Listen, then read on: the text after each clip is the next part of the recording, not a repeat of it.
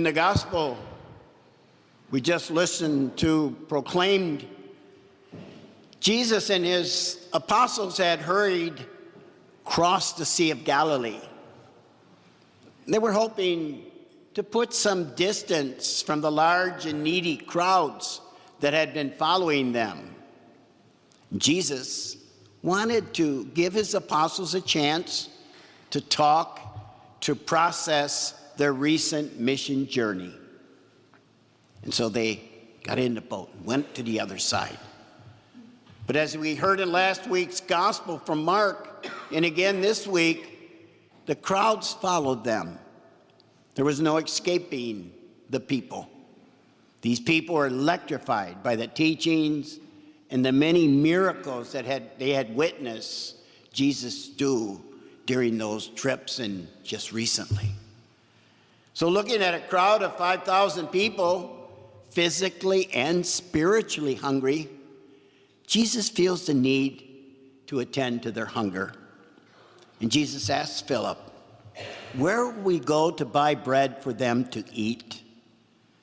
Notice he says, "we." Where will we go to buy bread for them to eat? Indicating that the problem of those who are hungry should also be our problem, our concern. A true follower of Jesus cannot say that the hunger and poverty of others is their problem alone. We are connected to each other in the very fact that we share humanity. So Philip appears to be amazed that Jesus is even asking this question. 200 days' wages worth of food would not be enough. Are you kidding me? I'm sure he was thinking. There's no way we can feed this mob. Even McDonald's can't fill this need.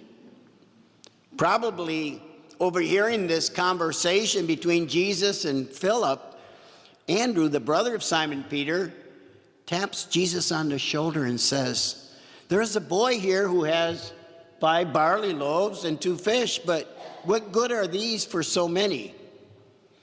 I can't help but think of Philip hearing this and rolling his eyes and saying to Andrew, "Seriously, Andrew, it isn't going to happen."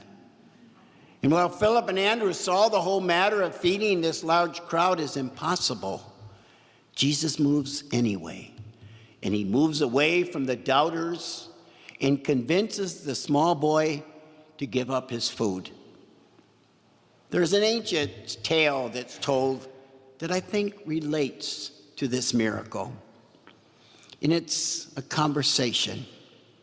How many snowflakes does it take to break a branch? The question is asked by a snowy owl. I don't know for sure, but it must be about 1,000,000, the snowflake answered back. "And how many have fallen already?" the owl went on. "Oh, I suppose about 5,000 maybe," the snowflake calculated. "Then why do you go on with such a fruitless task?" the snowy owl persisted. "Because," the snowflake answered with a touch of exasperation, "I want to do my part." Unfortunately, we live in a world where there are millions of human beings who live in extreme poverty. They live in countries, even our own, where they are victims of unjust structural systems that are pervasive and complex. It is easy to believe that no amount of charity will ever resolve these unjust systems. Confronted with this reality, it is easy for us to become Philips and Andrews. What good are they among so many? But the boy gave up his bread and fish. We know that it turned out good for the boy. By the end of the gospel, with 12 baskets of fragments left over, he had more to eat than he would have ever had if he had kept the food to himself. The snowflake did his part. Maybe what the gospel is really teaching us is that the impossible should not be ever an excuse.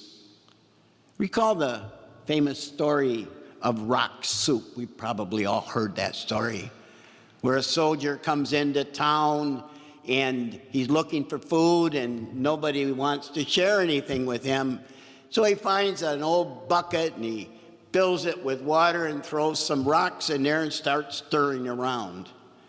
And somebody asks, "What are you doing?" He said, "I'm making some rock soup." He said, "Boy, it would be better though if I had some onions."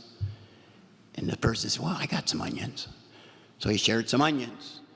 And he said, he started stirring it again and getting a little smell out of it. And he said, "Boy, celery would be good too."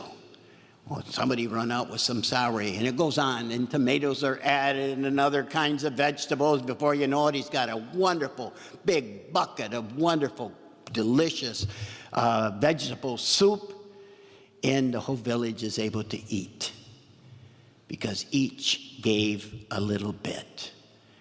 There are many in our world around us who suffer from a spiritual hunger, a hunger for companionship, a hunger for dignity, and a hunger for direction in their lives.